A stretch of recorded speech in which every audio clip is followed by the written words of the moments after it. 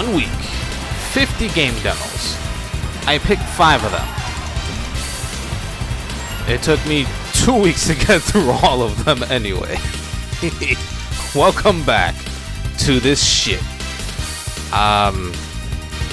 This time, we're looking at 50 game demos found on Steam, which include ones from Steam Next Fest, as well as those from outside of Steam Next Fest. Some that are older that have been recently updated. A lot of them completely unplayable. One of them couldn't even start up on my computer, but that's okay. The point is to try out these 50 game demos, and I've got 5 of them specifically because the original idea was to do 10, but I feel like jotting them down to just the 5 made it interesting for at least a couple of the picks that I have here. There was a few head-to-head battles for some spots here, but if you look at the list right now, you'll see there's a lot of good stuff here too. So if you want to be a contrarian on my own channel, on this own video that I'm making for this, then you can go look at all the good ones and say that I was wrong about the 5 that I want to pick, because these 5 are mostly exemplary in my eyes. These are the ones that I feel like stood out to me the most out of the 50 that I played. A lot of these are probably ones that you'll never hear about ever again, because much like people who will be contrarians with all the good games listed on here, I decided to stick to the lane that everybody was playing on for the most part at first, where I played a couple of the most wish-listed ones as well as the most active demos, but I stuck to the left turn lane for most of it, you know? And as soon as it was my time, I took a sharp left, and I went down a very long, winding, not complete, and albeit bumpy road to get to this list that I have here. A lot of these you're probably not going to recognize, but there's a good amount that you will. You got Riven here, that's a nice remake. You got the Altars, nice, and it was buggy for me, but it's cool, I guess. You got Megacopter, that came out already. Why the fuck am I talking about that? You got a bunch of stuff here. I'm not going to talk about all of them. I will mention at least one other one that's outside of the top 5. We'll call it that for now. Just for its implications for sort of like what we can see for the future of game dev and the games industry.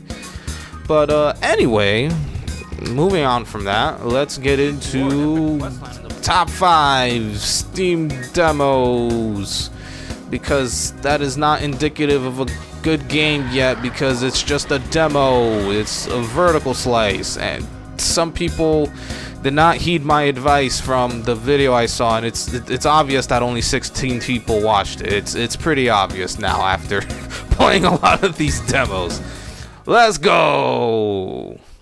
Wizard of Legend 2. I have history with this game series. I bought the original version on my Switch just as a local co-op game. I can't remember who I heard talk about this in the first place, but after seeing some gameplay, I thought, you know what? I kind of want to check this out. I'm not too big on Wizards as a whole, but seeing how fast and fluid the gameplay was, the very pretty pixel art for a lot of the animations on the spells that you cast, and the fact that there was local co-op in the original game made it a very easy pick for me to buy for very cheap. It was like 15 bucks, and to even get my own brother on it. And we both fucking loved the first game. We played the shit out of it. I think we only beat the trials twice though, and we stopped playing before they added in the other 2 elementals that got added in later. But with this new one that's coming out, it looks like they're taking a page out of the book of Hades, because as we all know, Wizard of Legend 1 walked so that Hades can run away with the money, and then Wizard of Legend 2 can look at it and say, we could do that, sort of. So the art style is going to be very reminiscent of something like a Hades, but the gameplay I feel is much more in line with the way that I prefer playing action roguelites specifically. With Hades, I think the gameplay is serviceable enough, and what carries it for a lot of people, especially all you horny bastards out there, are the characters, are the stories, are the dialogue. all the relationships that you can develop as Zagreus with all the other deities and whatnots and all of that in that game, and that's what really carries it. For me, I don't give a shit about that. I really care about the gameplay, and for lack of a better term, I think Wizard of Legend just has gameplay that I prefer a lot more over something like Hades. Granted, Hades, you get a lot of unique weapons, and then you get all the boons that go with them. What makes Wizard of Legend stand out way more is just how much more variety there is straight from the jump. You have a basic attack, you have your signature ability, and then you have your special ability. The signature can be charged up so that you can do essentially what is like the ultimate version of it, and then the other two are just like ones that basic one is never on cooldown, and the other one, the special one, is on cooldown. And you start off with those, and in the second one, it seems like for the demo, I'm not sure if it's going to be like this in the base game, but in the demo, every time you started a new run, you'd pick between 3 random wizards who all start with one random perk for each of them. So you could have a perk that was like get 10% damage increase, which is probably the best all-around perk you can get in a game like this. This game is extremely fast-paced. You are a glass cannon, but all your spells are really sick. They do a ton of damage, and that's kind of the gist of the game. You just run around, you sprint, you dash around to dodge enemy attacks, and then enemies, they try to what's the word I'm looking for? Enemies, they're very deliberate with their attacks. They coordinate them. They're choreographed. There you go. That's the fucking word. What the fuck? Choreographed attacks that you can learn how to dodge just in the nick of time with. And the most important thing about this is just finding the most busted combo that you like playing and just using that. And yeah, I don't know, there's just something about the way that this game feels as opposed to something like a Hades, where this game doesn't need to tack on like difficulty modifiers in the form of like armor on enemies or like maybe faster movement on them. There's this game, as well as the original game, they do a lot to try and add variety to the different enemy types that you'll come across, and it's quite apparent that this game is going to be a lot more bosses. There's going to be a lot more unique encounters during your time in the trials. As you go through each of the stages of them, they are procedurally generated, so it's not the most unique designs for each of them, but each arena has its own biome. And for each biome, there are different enemies who have different elemental weaknesses and strengths. And you're just kind of hoping that you have the right elemental attacks to deal with said enemies. But other than that, I mean, what's more to say? I mean, this game, the demo impressed me as much as the original game did. They both play very well, but in their kind of like their own way, I would say. This one has the benefit of now getting 4-player co-op when it's out, as opposed to the original game, which only has local 2-player co-op. There's gonna be online local online co-op. No local. There's no local online. What the fuck? You just look out for this one, Wizard of Legend 2. I think this is probably one of my favorite demos from this past 2 weeks of me just busting out, churning out demos of crap. Alright, the second game that I want to talk about is it's a doozy, I guess you'd call it. So you guys know Quake. If you don't know Quake, I'm not here to explain Quake to you. Just know that it is a landmark 3D first-person shooter. It's basically the first of its kind. And many other games came out after it as clones, as adaptations, essentially, or, you know, spin-offs or modernizations of it. And here's the thing. I am a big aficionado. I'm a big proponent for the boomer shooter movement, I guess you'd call it, that's going on. You know, New Blood Interactive, a lot of their games are pretty great. A lot of the indie stuff that you'll find out there, 3D Realms and Apogee are back with stuff like Dread Templar, Turbo Overkill, what's this one called? Ion Fury? Is that what it's called? Ion Fury. Yes, Ion Fury. Ion or Iron? Whatever the case may be. A lot of these boomer shooters, they tend to lean on their influences quite a bit because, I mean, like with the way that Quake moves, that's sort of like perfection in an FPS 3D movement game, right? When it comes to sort of like level design and sort of how you go about designing them, Quake 1 I feel like doesn't really stand out nearly as much nowadays. I feel like things like the last few episodes of Medieval and most of Dusk are just like really fucking good, and I mean you should just play those over playing original Quake. Unless you want a history lesson, then by all means go for it. It's still great to move and shoot in that game, right? But a lot of the times when these games they prop up, you get the sense that some of them are sticking to the roots and are just kind of building layers on top of it in a way that is mostly design focused to have, you know, levels that are more memorable, enemy types that are more memorable, you know, the guns are fucking crazy. And you get other ones that try not to deviate too far from the norm, but they tack on things like RPG elements to the point where when you start out with some of these demos, like your weapons just are absolutely atrocious to shoot. Like they don't feel good whatsoever. The game can look stylistically fucking phenomenal. Like the art design, the weapon design, all this stuff can make the game look very appealing to the eyes of people who are just looking for this sort of experience. But then you shoot and it's just kind of like you're shooting a pea shooter, you know?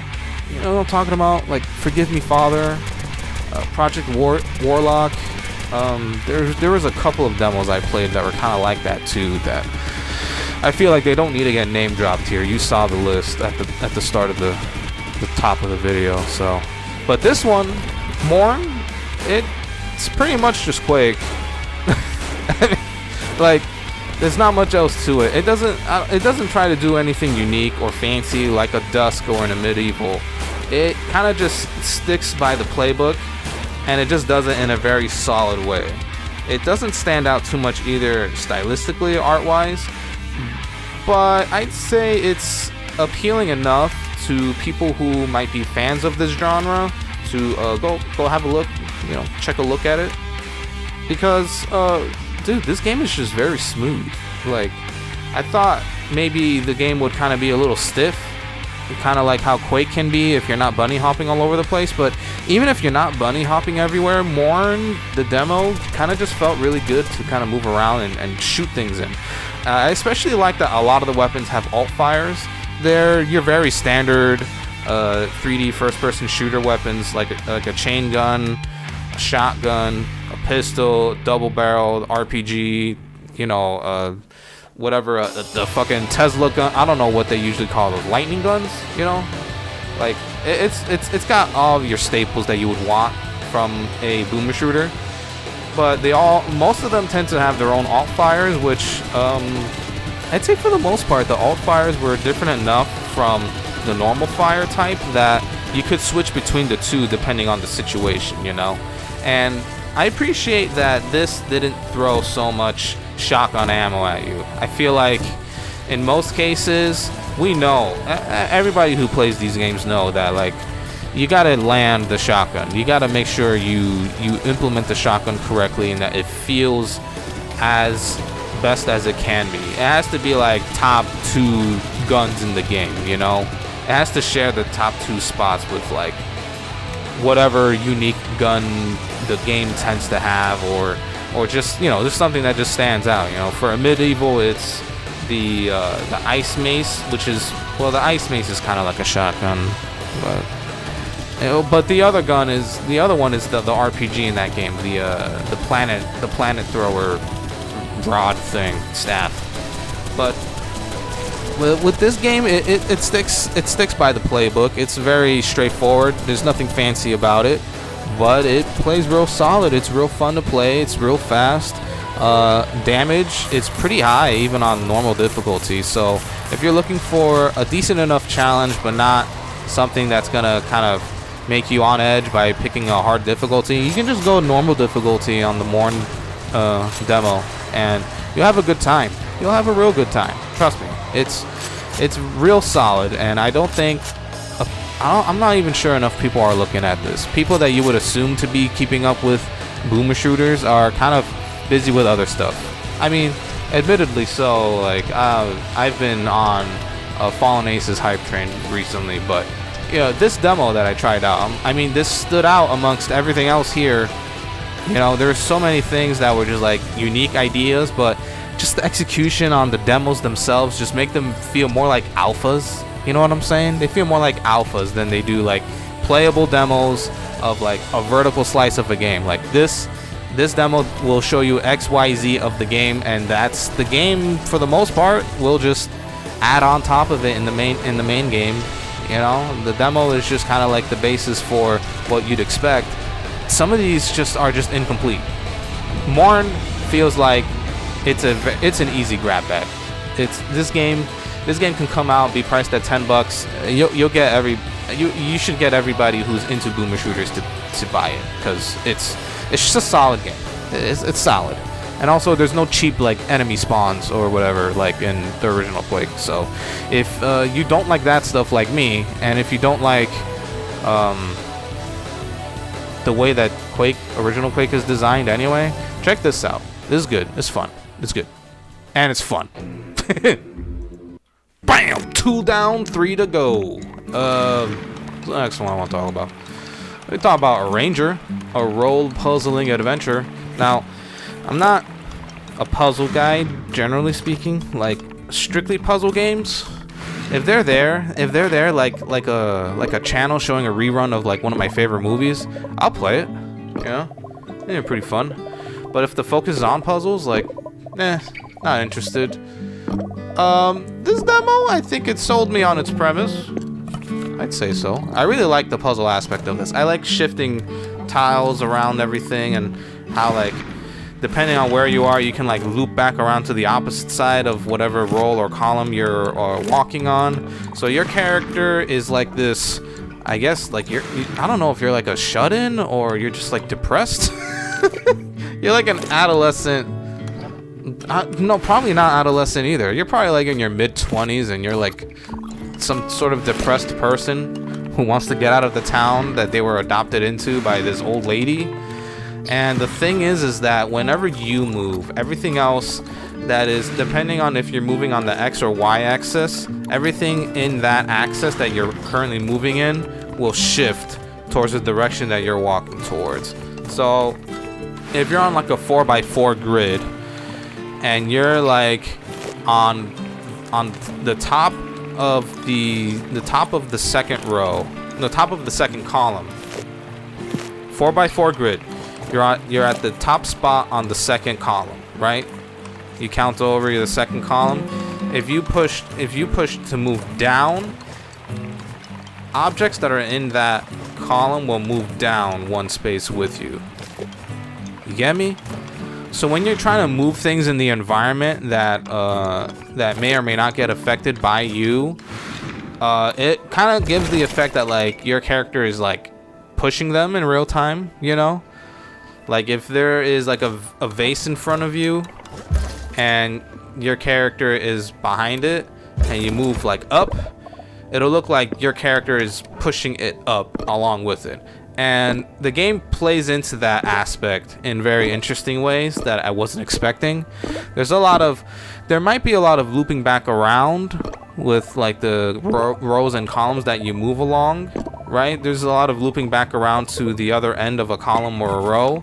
But there's also a lot of interesting things you can do, like moving objects into completely different areas that they were originally in.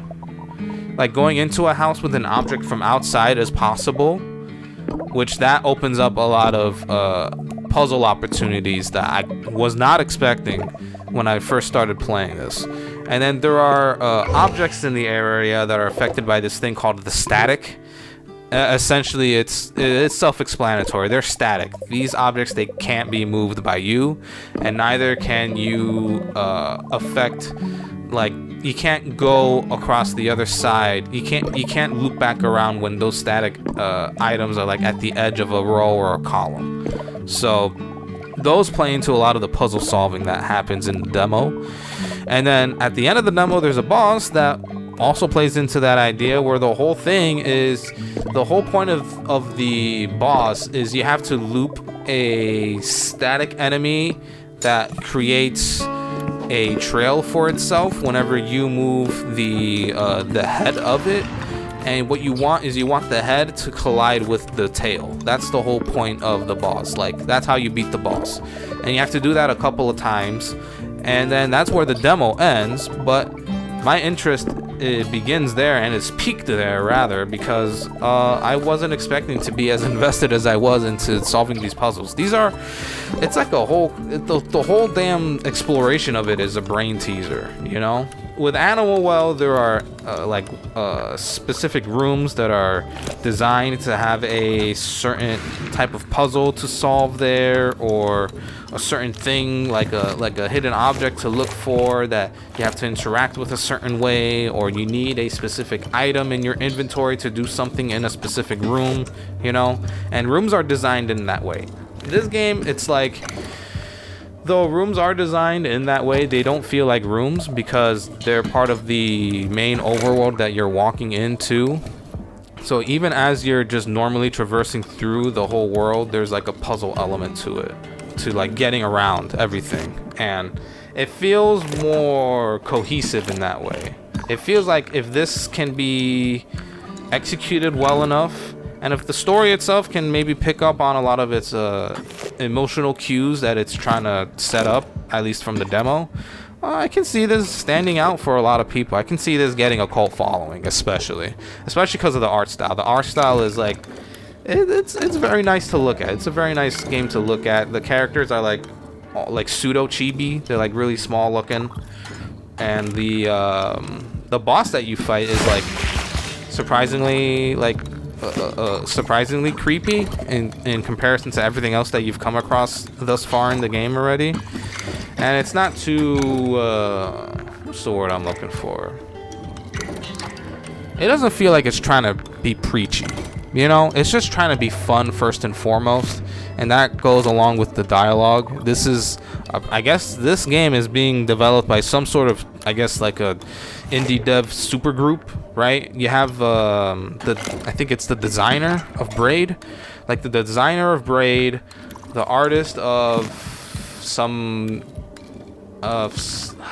crap. I don't remember. It's like a designer from one indie game, an art person from another indie game, and then a writer from another indie game. And they wanted that to stand out in the advertising of it. So I guess those all three are important games. The only one I recognized was Braid.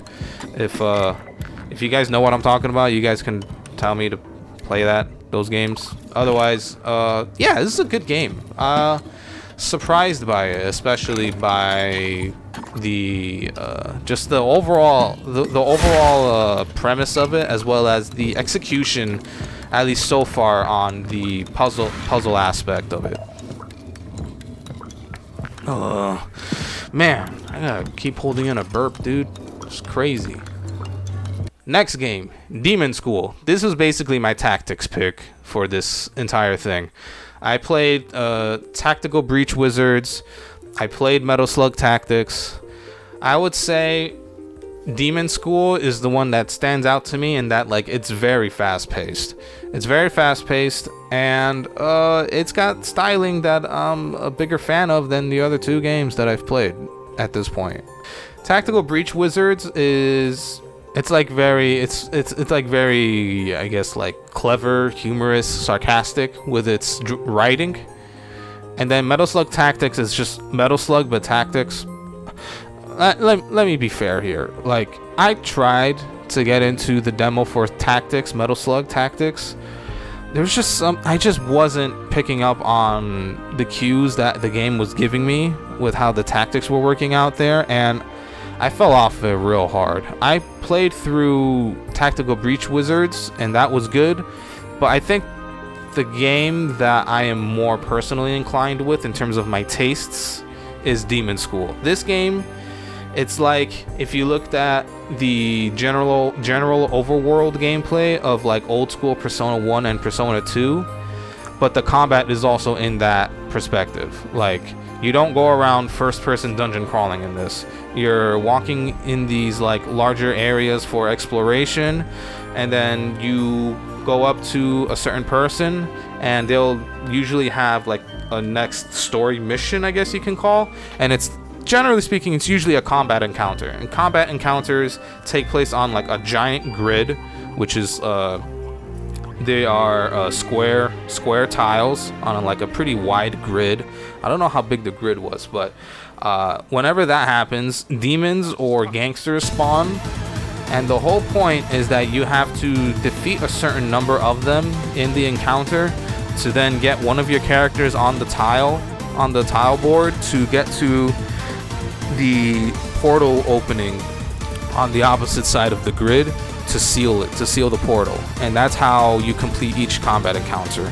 Each turn, it's like your typical turn-based sort of gameplay, but in this case, you get certain number of action points, and you have to distribute them amongst like each of the characters to decide what you're going to do for the turn.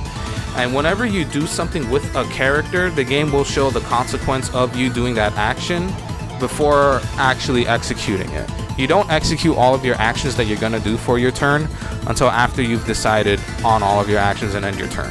And so in that sense, you don't ever have to fully commit to whatever move you're about to make or things that you've decided on doing. You can always rewind and go back before you end your turn, and you can decide on, well, actually, if I did this thing first with this character and like I move them here so that way they can stun and shove the other enemy this way, I can set up this character to walk over here and then get a combo attack going where if you and another ally you have on the board are in between an adjacent enemy, if you're sandwiching an enemy and you decide to go and attack him, the game will do it usually automatically, but it initiates like a cool little like comic book cutout of like the two characters like working in tandem, and then you do like a cool little like animation effect on the enemy, and it usually does bonus damage. And yeah, I mean, this thing is just real fast paced, man.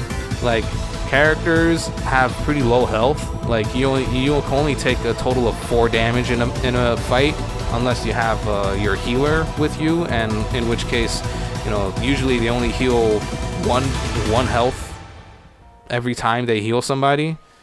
And enemies are pretty low health too, but you got to be careful because some enemies have attack types that some of your party members will be weak to. Kind of like Persona, really. So instead of taking like 1 hit of damage, they'll take 2 hits of damage, right?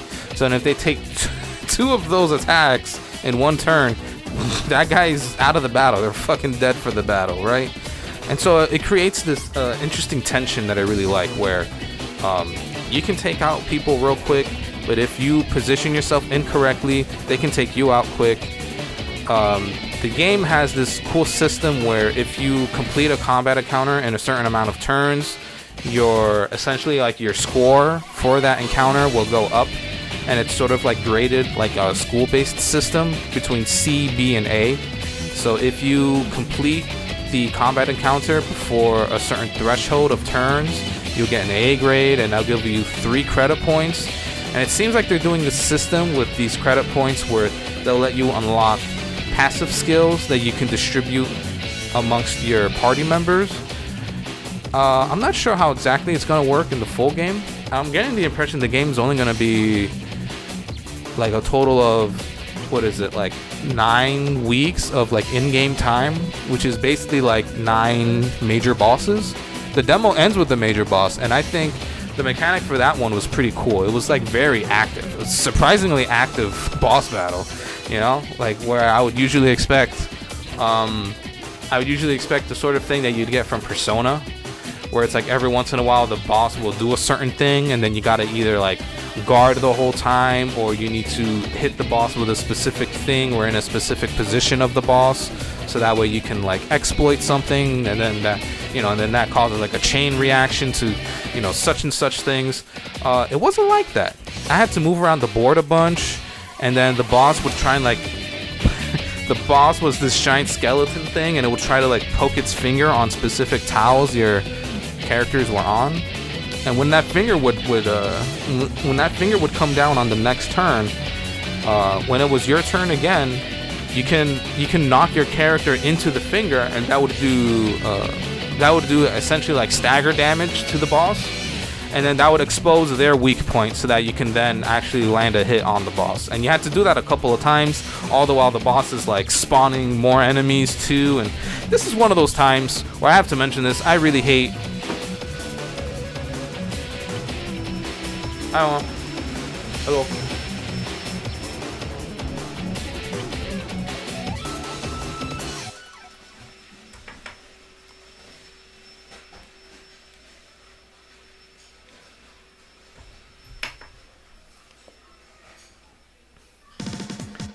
I generally hate infinitely spawning enemies. I generally don't like sections where like enemies can just infinitely respawn on you, especially if you're like trying to do something very specific, like if it's like a sequence of events that are like timed, and then, you know, after you a certain amount of time, like you'd have to restart a whole sequence again to do it, and all the while like enemies just keep coming at you, especially if there's too many of them. If there's too many enemies, fuck that shit. I hate that. This is one of those cases where, like, even though it was kind of grating, it was a bit grating to see like enemies just suddenly start spawning every turn, especially if you started clearing them out every turn for the boss. That, like, you know, they just show up in random places, and then suddenly that character that you thought you had healed full health, like, they're taking 2 hits of damage. And you're just like, well, now I gotta focus my attention on him, all the while still trying to deal with the boss. But it was never overwhelming. It was never too much. It always felt like they put just the right amount of adds in every turn. And even if there were already enough enemies on the board by that point, the game would not add more enemies on the board. It seems like the game has like a specific like timer counter that it keeps track of, like how many enemies are on the board for the boss. And if like there's already this many enemies, then it won't spawn more every turn, this and that.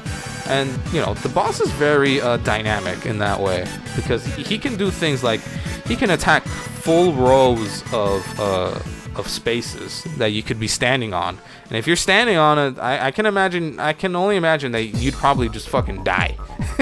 So it's all about maneuvering around that while you're dealing with the enemies, while you're trying to exploit the boss's weak point to be able to hit it.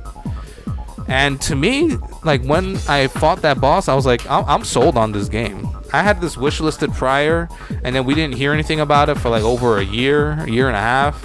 So I took it off my wish list. I was like, this game's never fucking coming out. And then, you know, this Next Fest demo showed up, and then, you know, they put it up. And this time I actually downloaded it and played it. And there's a fishing mini game there that you can infinitely do, probably because it's a demo, but the core gameplay is really good. And there's also, like, you know, like very light relationship stuff like Persona, where in dialogue you can pick between like whose decision or whose talking points you like more, and you can either side with that person or the other person, and that'll improve your relationship with that person in your party. I don't know how deep that stuff is gonna get in the main game. I personally don't care too much about that. I care more about the I care more about the combat encounters, because they were very engaging. Pretty much all of them had some sort of, like, you know, most of them always had the same objective, but the way they would approach it, it'd be like, you know, they'd sometimes just throw out like, here's a fucking random new enemy type all of a sudden, deal with him, like learn how to deal with him. Or like it'd be like, this specific enemy encounter, you are surrounded, how are you gonna deal with that? You know, other times they're all in a row, like they're all in a row in front of you, or like they're spread out. You know, it was cool seeing that, and I feel like not enough people are talking about it.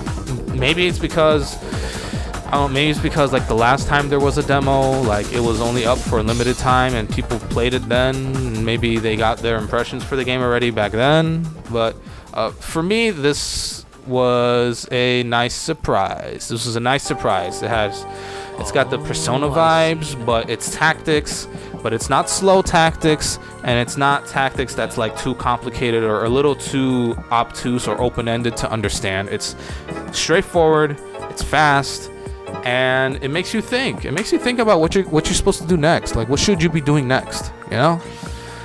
And all the characters are nice too. The characters were, you know, they're not obnoxious. They're not obnoxious characters. They're more tolerable, and you know, sometimes they're pretty funny. I like Destin. Destin's funny. He's a cool guy. He barfs. Oh shit. He barfs in the demo. I mean, what more do you want? You know? What more do you want from a meathead? Okay, well, this last one's been a long time coming. This had to fight for its spot with Hollow Body, which is another good demo that I played. I don't think Hollow Body was part of Steam Next Fest. I think that demo was up already before, but I will slightly mention Hollow Body because that's a great Silent Hill 2 love letter right there so far. It's shaping up to be like a real good Silent Hill 2, like just straight rip off of Silent Hill 2, but in the best way possible. It's trying to do its own thing on top of like giving you that Silent Hill 2 vibe. So shouts to Hollow Body. But we're talking about Conscript because Conscript has been in development since like what, 2020? Maybe even before 2020. I don't even fucking remember. The Conscript has been around for a while. I played the original demo of it like many years ago, and I never beat the demo. I think I got stuck at some point in the demo, and the pacing of it was a little all over the place. Like when it comes to the story that was trying to present in the demo, the original demo was a little all over the place with its pacing. This new demo, I feel like he's got it locked down, and this thing is coming out in a month all of a sudden. Like one moment we'd have no clue where the fuck this game is, and now suddenly it's like, hey, it's out in a month. Like, oh okay, sure. And he's added a lot, man. It's clear that he wanted to have the demo be a much more presentable way of kind of describing his game, showing his game off to people. It's definitely more indicative, I should say. It's more indicative of what you will get with the actual full game itself. There's a merchant in there who trades your cigarettes that you find for items, whether it's like new weapons or weapon parts to upgrade your weapons, which that's another thing that I did not see in the original demo that I'm super glad that it's here now, because I fucking love when games do that shit. You know, they let you do the pseudo Resident Evil 4 thing, but not have it cost money to upgrade your weapons. It's just the weapon parts, and you bring it over to either a workbench to do it, like in Cultic, or you bring it to this merchant, who I guess is also a gunsmith, I guess, who can upgrade your weapons for you. And that felt really awesome. Fucking best weapon in the game. Best weapon right now, pump shotgun, dude. That pump shotgun feels so fucking good to use. But also, this game is pretty creepy. It's a survival horror game that is top down. So kind of like those weird Resident Evil games that were on the was it on the DS or Game Boy? I forget. It is heavily Resident Evil inspired, but in the best way possible, with this top down view, this pixelated 3D, and it takes place in World War One. And I'm just thinking here, like, how the fuck did nobody make a survival horror World War One game yet? At least in this style that is much more reminiscent of like old school survival horror. Why hasn't anybody done this yet? And Jordan is doing it. That's his name, right? That's the first name of the dev? Jordan? I think it's Jordan. Pretty sure it's Jordan. Jordan's doing it, man. Good job, Jordan, dude. This updated demo was way more cohesive. I actually beat it this time. The systems in it so far with the merchant and the save system, I especially like too. The fact that the items that you use for saving, they don't take up an inventory slot, thank fucking God. And neither do the cigarettes, but I think that's to be expected because Resident Evil 4 doesn't take up spots either for your money. The things that take up spots are kind of like what you would expect, like a cloth that you would combine with something else to make like a curable, or first aid kits. Like each first aid kit will take up a slot. You have 10 slots at the very least, so it's definitely more manageable than Signalis, but I feel like it's quite a lot even compared to something like Resident Evil 1 Jill. With Jill, you get 8 slots in RE1, and I felt like that was the perfect amount. 10 of them? I'm like, man, they're being pretty generous here. Like they're being pretty generous for this horror game, but they're not very generous with you getting your ass beat. Like enemies are very aggressive. They'll chase you down to the ends of the earth as long as you're in the same room. They fucking beat the shit. They do a lot of damage to you if you're not careful. But you can also do good damage to them. Again, the pump shotgun was probably the best feeling weapon I've played in the demo. The one that I used the most too. Like, that pump shotgun felt just damn good to use. Even if it's the horrors of World War One, essentially, the backdrop of the game is you're shooting other human beings, but like they're German soldiers, but they're German soldiers, not Nazis. All right, let's make that clear. This is World War One. They're just German soldiers. Granted, that's no excuse. They're still the enemy in this game, but you get the idea. There's a lot more nuance, I would say, to the way that it approaches enemies and the subject matter too. And I guess there's some weird psychological thing going on with the main character. Like at the end of the demo, he's transported back to his house where like nobody's around, and you kind of just snoop around the place, and you have to like snoop around until you find a specific item, and then you go into bed, and then that's the end. Like, I guess that's the whole sequence, but like it was just it's like a dream sequence, I guess it was. It's not something I was expecting from a game like this, but I was thoroughly impressed, and I re-added it to my wish list. All 5 of these games are on my wish list at this point. I think even Morn, maybe Morn. I have to look if Morn is on my wish list, and if it isn't, then it will be, because that was all game. But anyways, those are the 5 games. Those are the 5 games that I mostly wanted to talk about. The main thing, though, something that I do think is important to mention is not necessarily the game itself, but more like how it's being developed, and that's this demo I played for a game called Moon Mystery. It's very generic in its design. It's like a military shooter, sort of, but like it's got health bars like Borderlands. So there's critical hits on the headshots of like enemies that you fight. The gameplay doesn't really stand out. What stands out to me is like how they front face themselves, and that's by saying that the game is being made part-time by a team of devs. And I feel like it's pretty clear that it is that, because the game teleports you into different scenarios that they're planning on adding into the game. So this is more like a proof of concept demo of the many different aspects of the game that they want to have like a cohesion to once they have it fully developed. The important part is that these are devs that are working part-time on this game. Can we get more of that?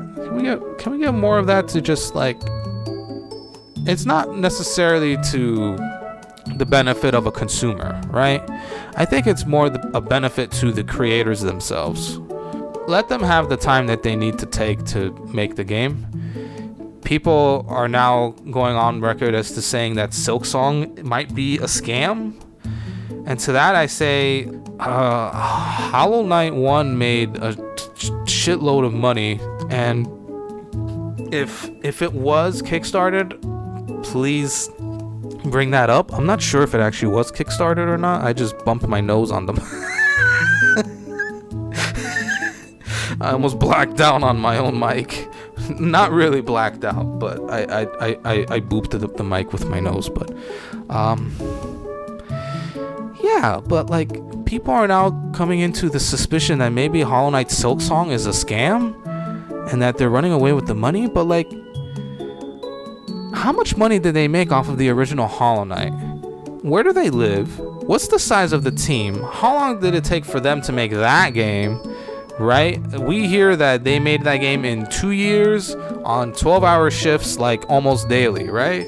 Or just straight up daily 12-hour shifts for 2 years straight, right? They don't want to fucking do that again. Who the fuck wants to do that, dude? What the hell? You know, that's a fucking regular part. That's a regular full-time job at that point. That's not making a game. That's a full-time job. We don't need that in the industry. We don't need that. I think we have more than enough AAA games, AA games, and brand new indies that are coming out that are going to keep the longevity of the games industry up. We will be lifted up with these great games. We are currently in an age where we get fucking giant-sized expansion packs for beloved games 2 years after they're done, and they are fucking knocking it out of the park. We're getting new indies that I will be talking about later on, like Fallen Aces, who are trying to not necessarily reinvent the wheel, but trying to transpose the way that games of its nature are made and designed by creating interesting levels that are open-ended or interconnected in different ways, and having you approach, problems in many different solutions, and kind of just catering to that sort of thing. And then you got all these games, these 5 games I talked about. An action roguelike, a survival horror top-down 3D pixel art game. You got a classic 3D first-person shooter in the style of Quake. You have a role puzzling adventure. You got a role puzzling adventure. Fuck it. It's a puzzle adventure. And then you got a tactics game that's in the style of like Persona, like 90s based Persona. And then you got all the other ones that I have listed here that are good. And the other ones, anyway, look. They can take their time with that. We can take our time with them. I think it's good for our devs to be able to take the time they need to really get down to the gist of what they want for the games to be.